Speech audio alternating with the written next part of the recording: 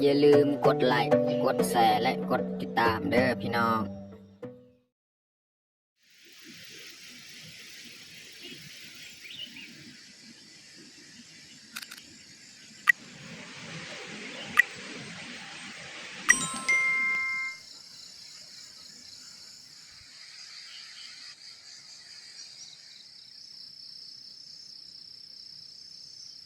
สบายดีและสวัสดีเบิร์ดสู่ครูสุคนยินดีต้อนรับเขาสู่ซองบ่าวยืน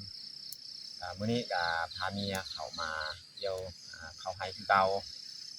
แล้วก็มื้อนี้นี่น้องแพงกับพ่อมาน้ำหลังส่วนเฮากับเมียมาก่อนเนาะปกตินี่แหละเพราะว่า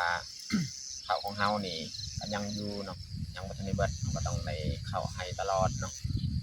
แต่มื้อนี้เขาก็คือข้าวนำมานำหลังจากเขาเกี่ยวเข้าแล้วฮอดเที่ยงเขาก็มาเฮ็ดกินเฮ็ดยากอยู่เทิงไฮตามเดิมตามเคยโอเคมีแต่ทุกคนติดตามเบิ่งติดตามชมกับพวกเฮาได้ยาวๆเลยบรรยากาศมื้อนี้ก็ครึมๆคือเก่าพี่น้องเนาะลมแห้งช่วงนี้นี่ลมแห้งตลอด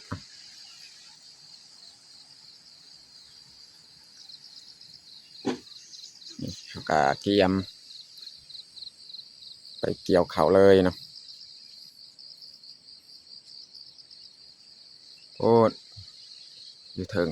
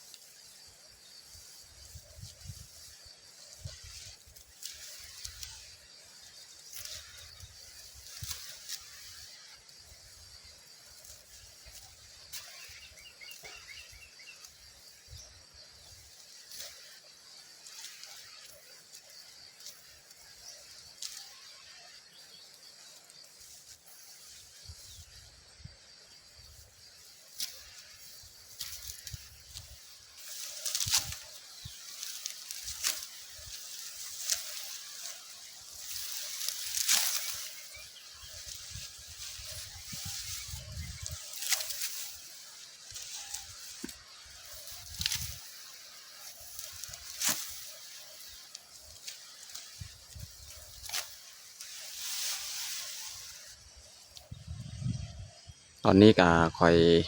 พักแล้วค่อยสิเก็บข้าวที่เขาเกี่ยวนี่มาเหยียบส่วนเมียนี่ยังเกี่ยวอีกเฮ็ดคือเก่าแหละปกติแต่ละมื้อแบบนี้แหละแล้วค่อยสิเอาบัตรนี่มาปูเลยนะวันนี้ส่วนผักกังนี่เฮาสิบ่กางเพราะลมแรงนี่ทุกคนเบิ่งลมแรงกางไว้ยันมันฉีกลมแรงแต่เฮาจะปูบนนี้แหละ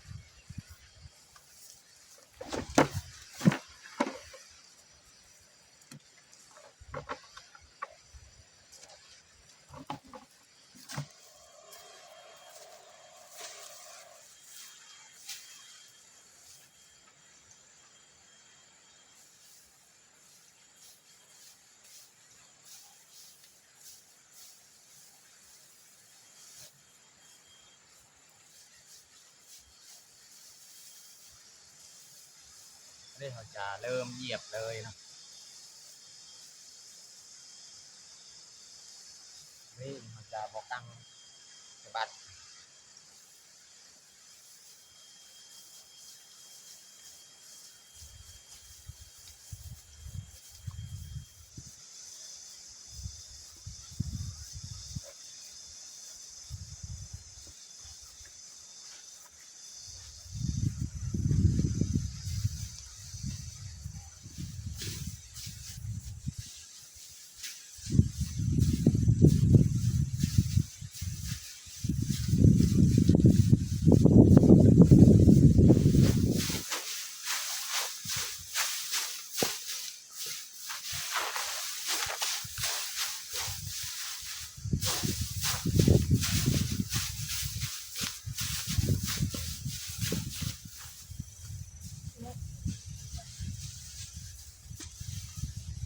ตอนนี้กะเมียกะ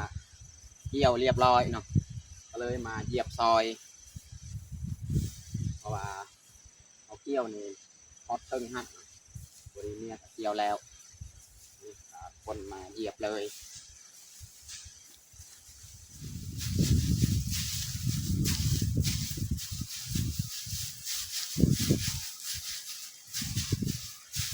ของเมียนี่เหยียบกับตีนซื่อๆเนาะตีนเปล่าของเมียก็มีคือกันเกิบกระบอกแต่ว่าเมียว่ามันอึดอัดใส่เหยียบกับตีนเอา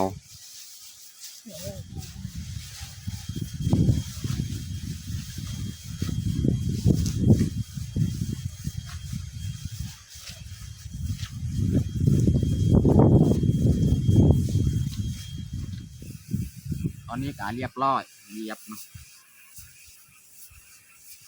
นะครับเตรียมพัดมื้อนี้นี่แน่ใบจะหน่อยเขาพัดแล้วเขาก็สิมันจะกินยากเลยมื้อนี้นี่เขาเหยียบกับใบแน่ก็เลยแล้วใบ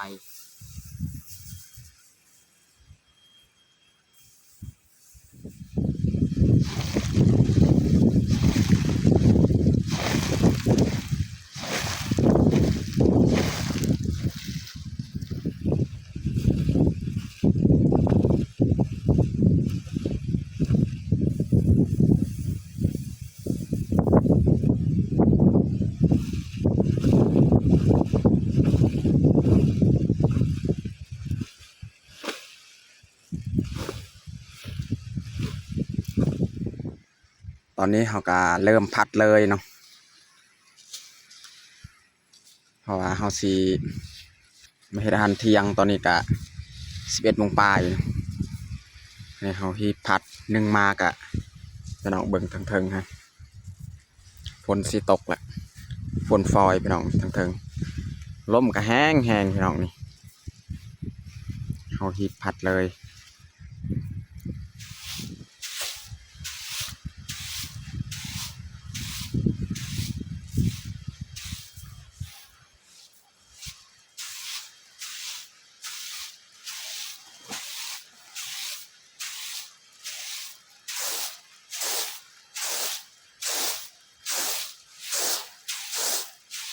ลมแห้งพี่น้อง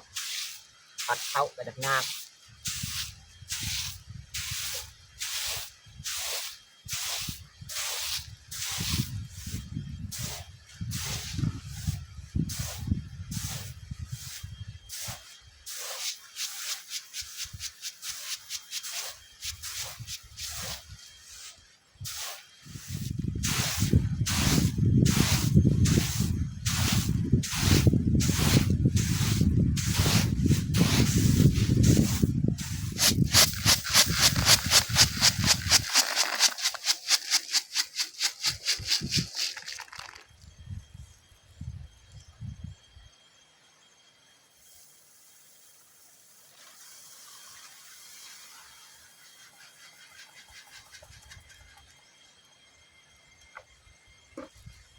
เรียบร้อยน้องพัดได้2 กระสอบ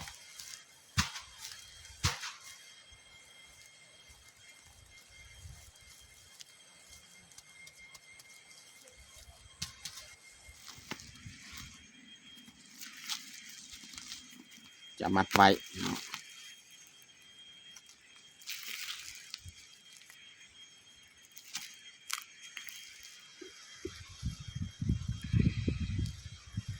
พอดีเลยได้2 กระสอบมื้อนี้ใบกัวมูเอาเข้าพอดีสำโหพักเที่ยง12 โมงยังแหละ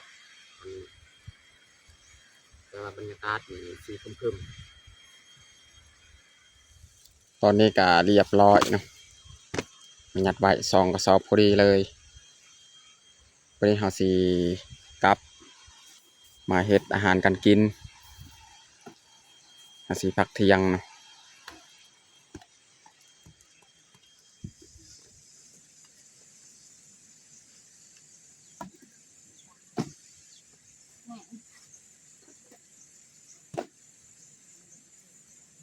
อกับน้องแพงกับมาไม่ได้เฮาสิไปหาเก็บพืชผักเนาะมาเฮ็ดอาหารกันกิน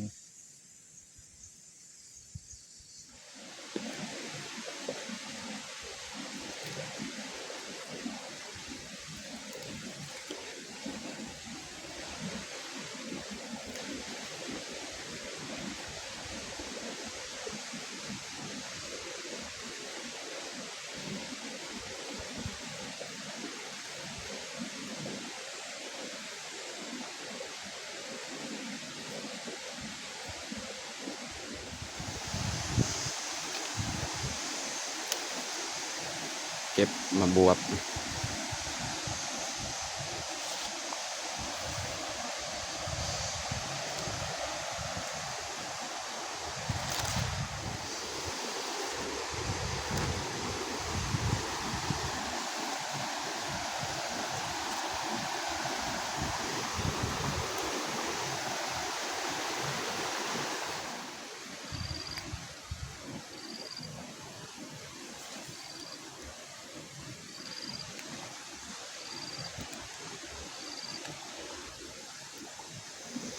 เมียออกไปเก็บพืชผักทั้งนั้นนะ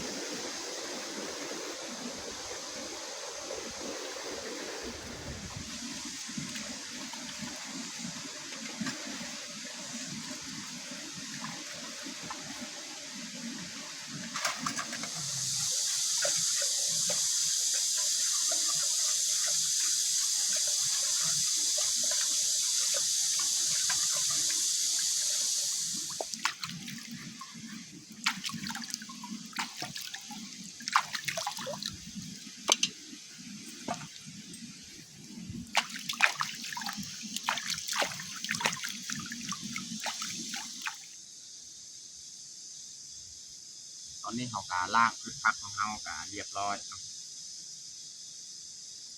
เฮ้ยเขาสิมาเริ่มเฮ็ดอาหารเลย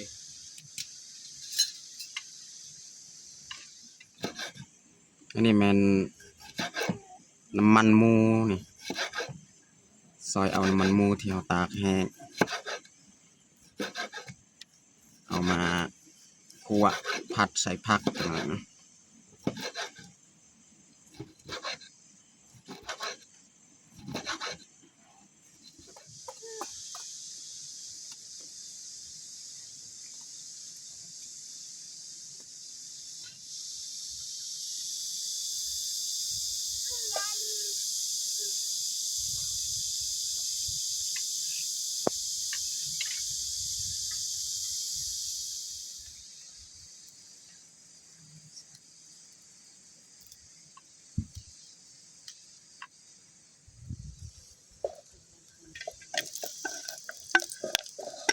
จะใส่น้ำมันหมูเลย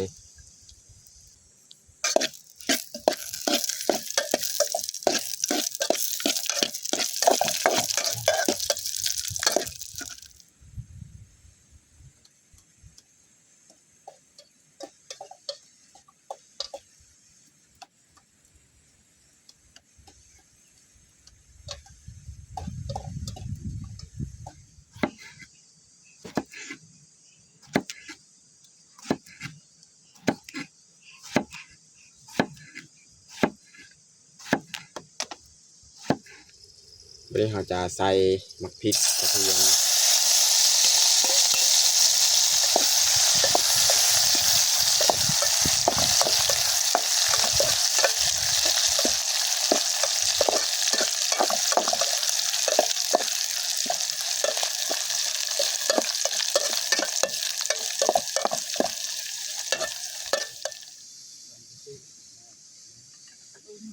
ไม่ได้เขาจะใส่เลยผักของเรา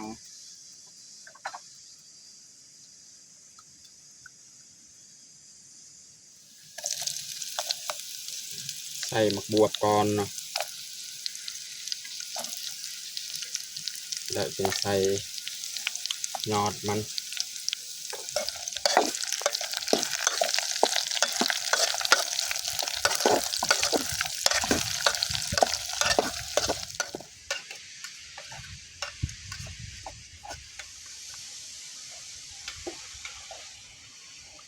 ไม่ได้เขาจะ ใส่ยอดอีกเนาะ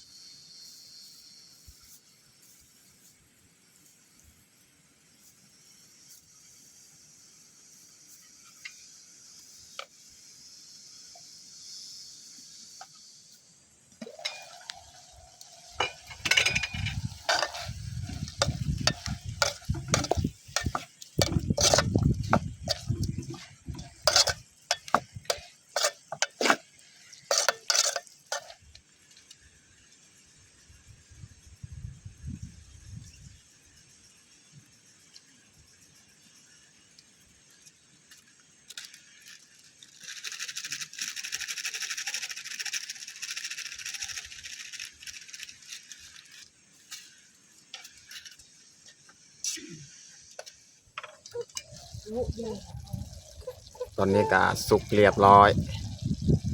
ขั่วผักของเฮาผัดผักของเฮานะ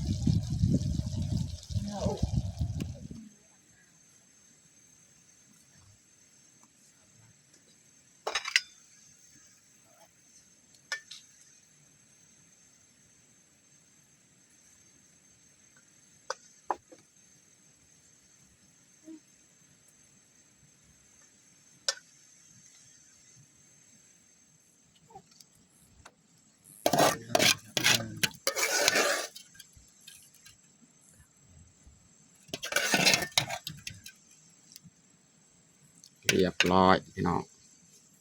ขั่วผักของเฮาตอนนี้ก็เรียบร้อยเฮาแต่งข้าวของเฮานี่ขั่วผักบ่มีหยังหลายเบิดสำนี้แหละสำหรับอาหารเที่ยงมื้อนี้เนาะตอนนี้ก็เรียบร้อยเฮาแต่งข้าวของเฮาวันนี้เราจะลงมือกินข้าวเที่ยงเลยเอามาทุกคนกินข้าวเที่ยงนำกัน